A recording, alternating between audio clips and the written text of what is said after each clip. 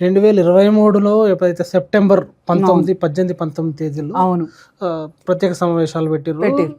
రాష్ట్రపతి 28వ తారీఖు నాడు ఆమోదముద్ర ఆగమేఘాల మీద. ఆ సందర్భంగా కూడా మహిళా సంఘాలు, ప్రతిపక్షాలు వెంటనే ఇంప్లిమెంట్ చేయండి అని చెప్పేసి కోరినాయి. అవును, ఇప్పుడు కూడా ఈ పార్లమెంట్ సమావేశాల్లో ప్రతిపక్ష నాయకులు కానీ, అదేవిధంగా లెఫ్ట్ పార్టీలు కానీ చాలా స్పష్టంగా, ప్రతిపక్షాలన్నీ స్పష్టంగా వెంటనే అమలు చేయండి 543 సీట్లలో అని చెప్పేసి కోరినాయి. అవును, అంటే ప్రతిపక్షాలు ఇంత స్పష్టంగా అప్పుడు ఇప్పుడు కోరితే బీజేపీకి ఏం అడ్డం వచ్చింది? ఎందుకు 850 సీట్లకు చేసి అందులో ఇస్తుంటుంది? దీని వెనుక ఆంతర్యం ఏంటంటే ఏం చెప్తారు? దీని వెనకాల ఉన్న మతలబు చాలా స్పష్టంగా రేపు 2029లో జరిగే జనరల్ ఎలక్షన్లలో, సార్వత్రిక ఎన్నికల్లో ఏదైతే ఈరోజు ఉత్తరాది రాష్ట్రాల్లో తన బలం బాగా ఉంది అనుకుంటుందో, అక్కడ పార్లమెంటు సీట్ల సంఖ్య ఏదైతే గణనీయమైన సంఖ్యలో ఉన్నాయో అక్కడ ఈ డీలిమిటేషన్ బిల్లు తీసుకొచ్చి అక్కడ స్థానాల సంఖ్య పెంచి రేపు ఎన్నికల్లో మళ్ళీ గెలిచేటందుకు తన స్థానాన్ని సుస్థిరం చేసుకునేటందుకు బీజేపీ ప్రయత్నిస్తూ ఉంది. ఈరోజు ఎంత స్పష్టంగా చెప్పినాయి కదండి, మేము మహిళా బిల్లుకు స్పష్టంగా మద్దతు ఇస్తున్నాం, ఈ రెండింటినీ కలపకండి అని చెప్తున్నాయి ప్రతిపక్షాలు. వామపక్షాలు మొదటి నుంచి మహిళా రిజర్వేషన్ బిల్లుకు మేము అనుకూలం, ఎవరు వచ్చినా రాకపోయినా మా స్టాండ్ ఇది, మహిళలు రాజకీయాల్లోకి రావాలని నిలబడ్డాయి. మిగతా ప్రతిపక్ష పార్టీలు దక్షిణాది రాష్ట్రాల్లో ఉన్న వాళ్ళంతా నిలబడ్డారు. అందరూ చెప్తుంటే దాన్ని దీనికి లింక్ చేసి దానికి ఎటువంటి హేతుబద్ధత లేని దాన్ని ఈరోజు ముందుకు తీసుకొచ్చి ఏం ప్రతిపాదనలు పెట్టారు? వీగిపోయింది మహిళా బిల్లును వ్యతిరేకించాయి. ఎక్కడ వ్యతిరేకించినాయి మహిళా బిల్లు? చట్టం అయ్యింది అది, ఆ చట్టాన్ని ఎట్లా అమలు చేయాలనే దిక్కు ఆలోచించాలి. రెండోది చాలా స్పష్టంగా చెప్పినాయి ఈరోజు ప్రతిపక్ష పార్టీలు కూడా, ఎక్కడ శషబిషలు నత్త మాటలు ఎక్కడా లేవు. మేము మహిళా రిజర్వేషన్లకు అనుకూలం, మహిళల పక్షాన నిలబడుతున్నాం, ఈ 543 సీట్లలో మహిళలకు రిజర్వేషన్లు కేటాయించండి, ఎక్కడ అడ్డుపడం, మేము నిలబడతాం అని చెప్పారు. రేపటి నుంచి అమలు చేయమని చెప్పారు, రేపు జరగబోయే ఎన్నికల నుంచి. ఇంత స్పష్టంగా చెప్పినాక డీలిమిటేషన్తో దీన్ని డీలింక్ చేయండి, దీన్ని కలపొద్దు రెండింటిని అని చెప్పారు. ఇంత స్పష్టత ఇచ్చినాక ఏమొచ్చింది?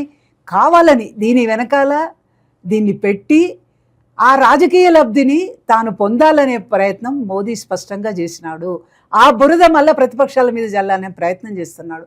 కానీ ఈరోజు ప్రజలు చాలా స్పష్టంగా గమనిస్తున్నారు, కేంద్రంలో ఉన్న బీజేపీ ప్రభుత్వం మహిళల పట్ల అనుసరిస్తున్న వైఖరి చాలా స్పష్టంగా తెలుస్తూ ఉంది. ఈరోజు బీజేపీ పాలిత రాష్ట్రాల్లో మహిళల పరిస్థితి ఏంటంటే, బిల్కిస్ బాను కేసు విషయంలో నిందితుల పక్షాన్ని నిలబడ్డదా, బాధితుల పక్షాన్ని నిలబడ్డదా? ఆ అమ్మాయి నిండును నెలల గర్భిణి మీద సామూహిక అత్యాచారం జరిగితే ఆ నిందితులను క్షమాభిక్ష పేరుతో విడుదల చేసి మేళ తాళాలతో స్వీట్లు పంచుకుంటూ పూలమాలలేసి బయటికి తీసుకొచ్చినారు. మళ్ళీ కోర్టు మొట్టికాయలు వేస్తే తప్పితే లోపలికి పంపించలేదు. మళ్ళీ దానికోసం పెద్ద ఎత్తున పోరాటం చేయాల్సి వచ్చింది. ఈరోజు ఉన్నావు కేసు ఏంటి, అట్లాగే హత్రాస్ కేసు ఏంటి, మొన్న రెజ్లర్లు, మహిళా రెజ్లర్లు అండి, ఎంత దేశానికి అత్యున్నతమైన గౌరవ ప్రతిష్టలు తీసుకొచ్చి పథకాలను తీసుకొచ్చారు. వాళ్ళు తీసుకొచ్చారు అసలు వాళ్ళు చాలా స్పష్టంగా. సాక్షి మాలిక్ అయితే ఆ పథకం తీసుకొచ్చిన రోజు మన భారతదేశ జెండాని భుజాల మీద కప్పుకొని గర్వపడుతున్నాను, భారతదేశానికి భారత పుత్రికనై పుట్టినందుకు అని చెప్పింది. వాళ్ళు మా పైన లైంగిక వేధింపులు జరుగుతున్నాయి, బ్రిజ్భూషణ్ పైన చర్యలు తీసుకోండి అని ఏకోన్ముఖంగా అడిగారు. కానీ ఏంటి, బ్రిజ్భూషణ్ పైన చర్యలు లేవు. వాళ్ళు పోరాటం చేసి అలసిపోయి మేము నిష్క్రమిస్తున్నాం ఈ ఆటల నుండి. అసలు రెజ్లర్లుగా కుస్తీ పోటీల్లోకి మహిళలు వచ్చేదే తక్కువ. వాళ్ళు అన్ని అవమానాలు తట్టుకొని అక్కడ నిలబడి దేశ ప్రతిష్టలు నిలబెడుతున్నారు. వాళ్ళకు అండగా నిలబడేది పోయి వాళ్ళ అత్యంత సన్నిహితుడిని తీసుకొచ్చి ఈరోజు ఫెడరేషన్ అధ్యక్షుని చేసినావు, వాళ్ళ కొడుకే ఎంపీ సీట్ ఇచ్చి గెలిపించినావు. అంటే ఒక రకంగా ఎక్కడ చూసినా నిందితుల పక్షాన నిలబడుతున్నావు తప్పితే ఈరోజు మహిళల పట్ల ఎక్కడ నిలబడ్డావు? ఎన్సీఆర్బీ లెక్కలు ఏం చెప్తున్నాయి? నేషనల్ క్రైమ్ రికార్డ్స్ బ్యూరో లెక్కలు, ఇవి సాదాసీదాగా నేను చెప్తున్న మాటలు కావు, క్రెడిబిలిటీ ఉన్న లెక్కలు. బీజేపీ పాలిత రాష్ట్రాల్లో మహిళలపైన హింస ఎట్లా పెరుగుతూ ఉందో లెక్కలతో సహా ఇస్తూ ఉన్నారు. వాటికి ఆన్సర్ ఏం చెప్తుంది ఈరోజు?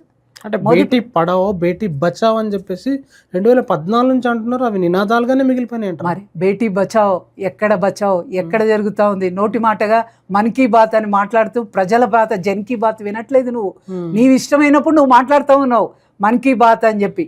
కానీ నినాదము ఎక్కడ నోటి మాటగానే మిగిలిపోయింది తప్పితే ఈరోజు ఎన్ని స్కూల్స్ మూతపడుతున్నాయండి. గవర్నమెంట్ స్కూల్స్ ఈరోజు ప్రభుత్వం తీసుకొచ్చిన నూతన విద్యా విధానం వల్ల, న్యూ ఎడ్యుకేషన్ పాలసీ వల్ల అనేక ప్రభుత్వ స్కూల్స్ పిల్లలు లేరనే పేరుతో 4-5 కిలోమీటర్ల పరిధిలో ఉన్న స్కూల్స్ అన్నింటినీ కలిపి ఒక స్కూల్ కిందికి మారుస్తూ ఉన్నారు. అంటే అక్కడ ఆడపిల్లకు చదువుకోవాలంటే గవర్నమెంట్ స్కూల్స్ తప్పితే ఇంకో దానికి పోయే అవకాశం లేదు. మన భారతదేశంలో ఉన్న పరిస్థితుల రీత్యా, ఇంట్లో కుటుంబ ఆర్థిక నేపథ్యం రీత్యా. కానీ ఆ గవర్నమెంట్ స్కూల్సే మూతపడతా ఉంటే ఆడపిల్ల 3-4 కిలోమీటర్లు వెళ్ళి చదువుకోగలదా అండి? ఈరోజు ఆడపిల్లలు 4-5 కిలోమీటర్లు వెళ్ళాలంటే ట్రాన్స్పోర్ట్ సౌకర్యం లేదు. అనేక రకాలైన అవమానాలు, వేధింపులు. భువనగిరి జిల్లాలో బాయి గట్టు మీద నుంచి నడిచెళ్తున్న ఆ అమ్మాయిని వరుసగా నేను సైకిల్ మీద డ్రాప్ చేస్తాను అని చెప్పి తీసుకెళ్తూ ఆ అమ్మాయి పైన నేరానికి, లైంగిక దాడికి పాల్పడి బావిలో వేసిన ఘటనలు మనం చూసినాం. దాదాపుగా ఆ బావిలోంచి 5-6 శవాలు వెళ్ళినాయి అమ్మాయిలై. అంటే బాలికలకు విద్యను దూరం చేస్తూ నూతన విద్యా విధానాన్ని తీసుకొచ్చి నోటికాడ చదువును కూడా లాక్కుంటుంటే బేటీ పడావ్ బేటీ బచావ్ నినాదము నోటి మాటకే పరిమితం కాదా? ఎట్లా ఇది?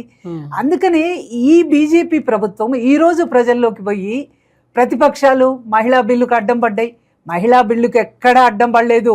మహిళా బిల్లును ఆమోదించే దాని పట్ల చిత్తశుద్ధి నువ్వు ప్రదర్శించలేదు. నిజంగా కనుక నీకు చిత్తశుద్ధి ఉంటే 2 బిల్లులను కలుపు. మహిళా బిల్లును తీసుకొచ్చి డీలిమిటేషన్ దాంట్లో పెట్టేసేసి దొంగదారిన డీలిమిటేషన్ బిల్లును ఆమోదింపజేసుకోవాలనుకున్నావు. దానికి అడ్డుపడ్డాయి ప్రతిపక్షాలు. మహిళా బిల్లుకు మేము మద్దతు తెలుపుతామని స్పష్టంగా చెప్పాయి. అందుకనే ఇక్కడున్న మోసాన్ని మోదీ ప్రభుత్వం, బీజేపీ ప్రభుత్వం మహిళల పట్ల అనుసరిస్తున్న కపట ప్రేమను, మాయ మాటలను ప్రజలు అర్థం చేసుకుంటా ఉన్నారు. మహిళలు కూడా అర్థం చేసుకుంటున్నారు. నీవు చెప్పింది అంగీకరించడానికి సిద్ధంగా ఎన్నడూ లేనిది మొట్టమొదటిసారి పార్లమెంట్లో నీ బిల్లు ఎందుకు వీగిపోయింది?